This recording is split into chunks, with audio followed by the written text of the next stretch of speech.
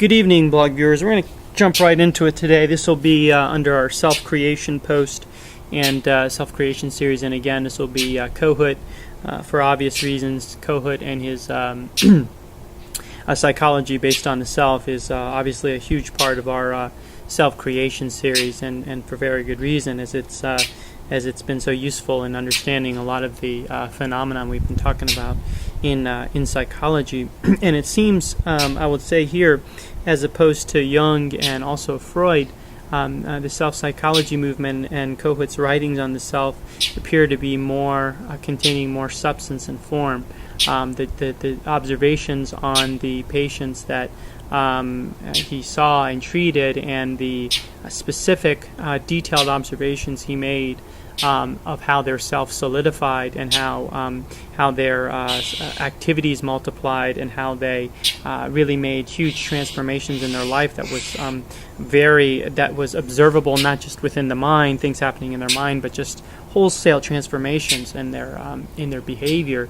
I think lends that theory more substance and form, whereas I think some of Freud and Jung's may be more infected with pure form and less substance, although those theories again have many virtues as well. But anyway, continuing with Kohut's theories, which I think again in this post I think I'll try to, just for the sake of brevity, just put the quotes on the blog, but in the video post just have various remarks that I'm going to make and not really read the text as much. But summarizing many of our basic principles we've developed in the last few posts here.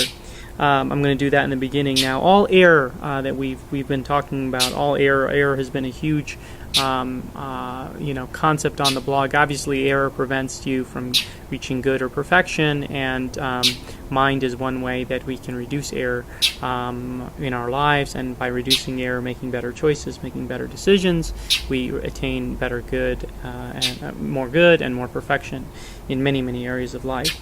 Now, one thing we've obviously been stressing is that all error lies on the side of the error-prone the written creatures. There's no error within unwritten reality.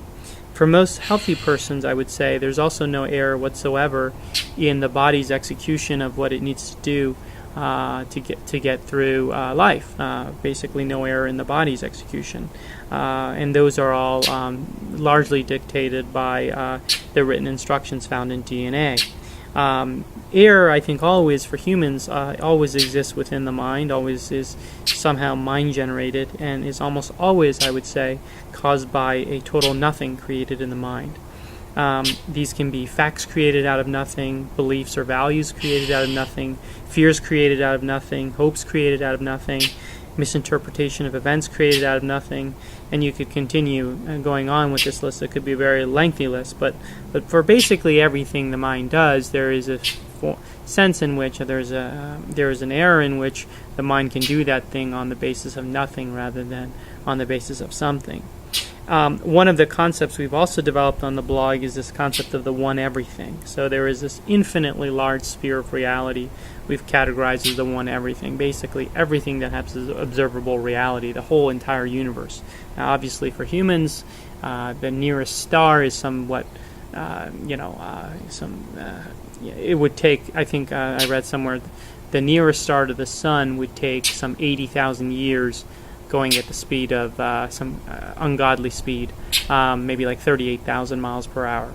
So, in reality, the one everything may be very large, but it's not, what humans have access to is not much of that, I would say, at this point. Maybe that might change in the very distant future, but right now, largely it's what we see and observe and can do on the Earth. That is the sphere of the one everything within, from a practical dimension. But as humans, we can draw all our facts, all our beliefs and values, all our fears, all our hopes, all our interpretation of events from this huge sphere within the one everything. But we can also go outside of the one everything, and we can create things out of nothing. We can venture beyond everything and into nothing, and I think that's the big problem. That might be one of the biggest problems of life, I would say. Now, the human mind is a great thing. To say that the mind creates nothing is to maybe bash the mind unfairly. None of human civilization or technology or science, any of these great things would have been possible without what the human mind has achieved. Look at life expectancy; it's been going up, throughout the years, and that would have never been possible without science. Now, so the human mind can make and has made incredible progress in perfecting human societies and human life.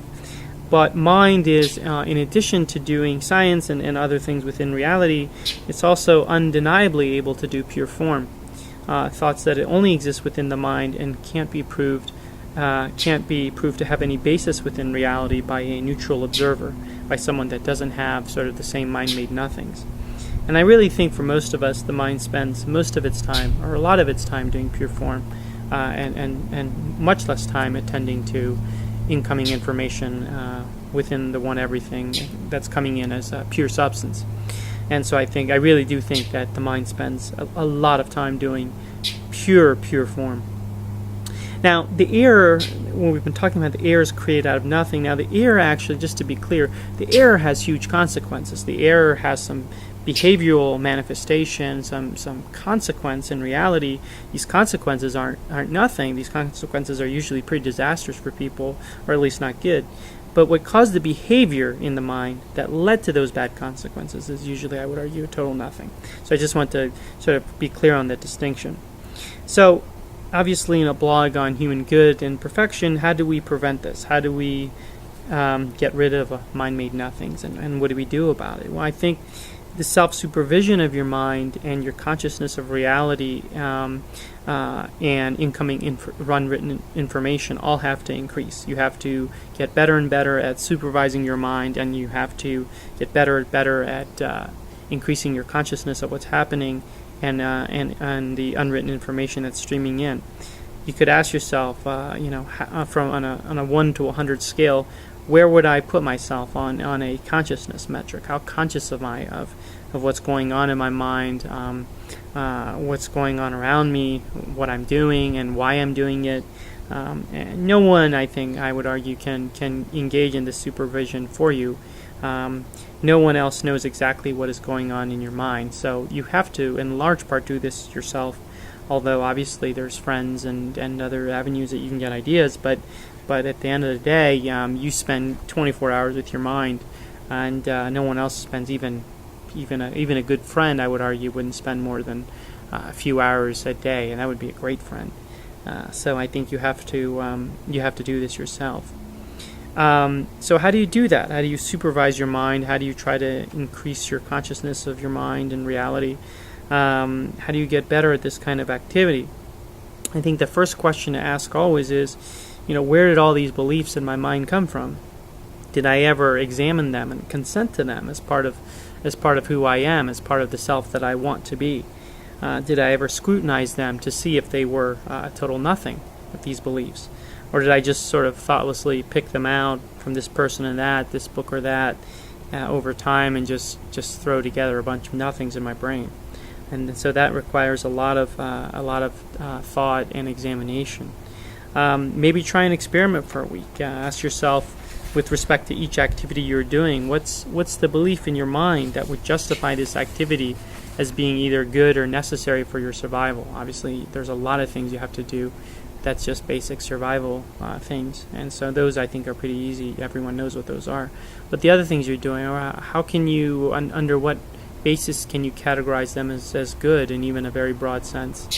And I think for many actions, you may end up not having much of a justification or any reasonable justification or anything that really makes sense if you really engage in this sort of scrutiny honestly. And I think in those cases, I would argue, where you can't find much justification, you are in fact doing nothing.